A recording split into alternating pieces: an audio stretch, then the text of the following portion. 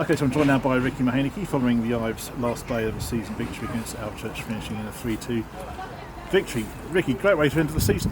Great win. Yeah, it was a really good win. I said before the game I can't guarantee the result, but I can guarantee entertainment. It's been us all season, isn't it? And I thought the first half was just two teams that were going at it. I mean, we had a couple of goals disallowed, but I thought Alvechurch were the better team. I thought they played well, as we knew they would be. I think they're an exceptionally talented young group of players on this surface. They come to life, and when they play well, they're a really difficult team to play against. Second half, I thought we'd come out and we were much better. I thought we had a bit more control, played the game in their half the pitch, and then built some really good momentum leading into the first goal. And then the first goal led to the second goal, which I think they'll probably be disappointed with certainly with the way they didn't defend the throw, and then the turnover deep in their half for the second goal.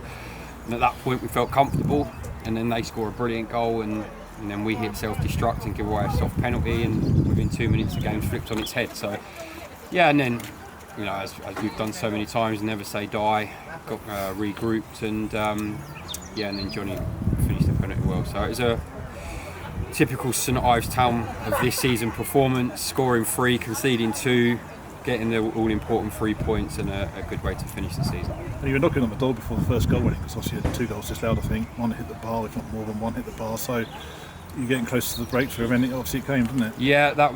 We were actually waiting to make a change. We were at that point contemplating bringing Greg on, but we had so much momentum.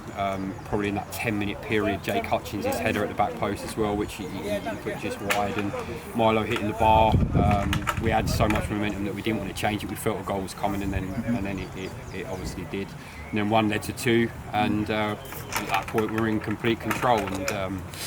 And as we do so many times, we let teams back in games, but it's not even a time to reflect, is it? The season's done, so just delighted with the 3 points, and can't wait now for this evening to all go out and enjoy each other's company one last time before the summer break. And a word about Johnny Edwards, obviously 2 more goals today, 1 from the penalty spot, leading scorer in the division.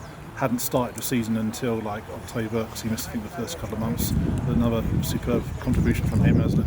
30 goals. Yeah. I can't speak highly enough of Johnny, about Johnny.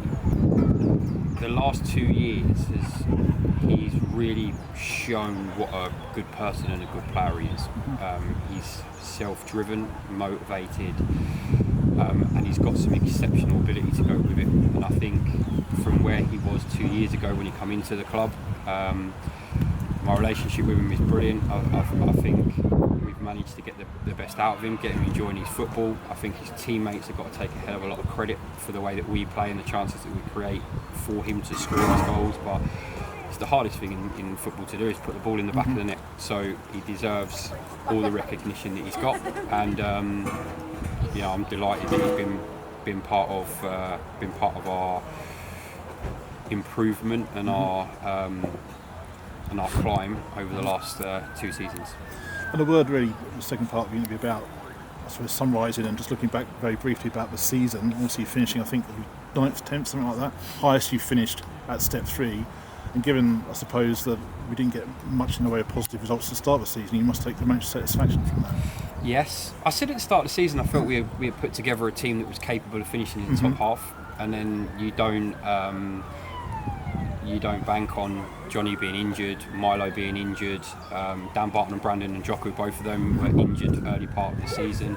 We didn't get Josh Tomlinson until October, Peter Abimbola till October, Benji Mensah come later on in the season. So we felt we had a strong enough squad. It was just the start that really was really draining, and credit to the players, they stuck together, they stuck at it, they never lost belief. We didn't change the way that we played, we just wanted to continue to give them the confidence, because we believed it would change. And 3 points from the first 12 games, if you take off the Nuneaton win, and then 55 from the last 28.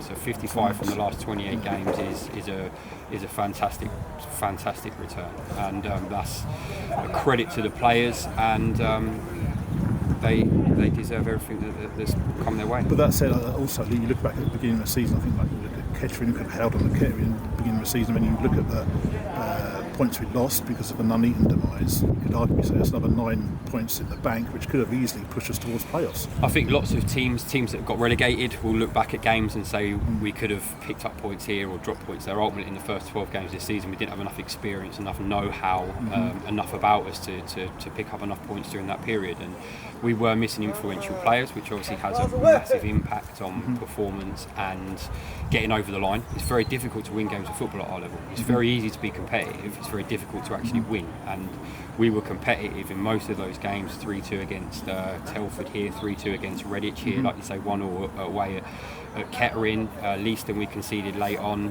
from a 1-0 position to draw 1-1. So there was lots of games where we dropped points, but I don't think you can look back over the season and say if that had happened, we weren't good enough in those games. With our performances, and when we got everyone back fit and the squad was assembled, if you like, which was mid-October, there's no coincidence that we started to win games rather than just be competitive. And you must be looking out to next season. Obviously, people can see what an entertaining style of football we play, what a good team we are at this moment in time. You obviously must be pretty eager to keep the players together. Yeah, it's tough. It's tough to nail people down because obviously we don't offer that many contracts. The one thing I can say is Jordan Williams has signed an extension to his contract, so Jordan will be on contract and will be with us next season. Okay. Michael Richards has agreed his deal, so Michael Richards will be here as well for next season.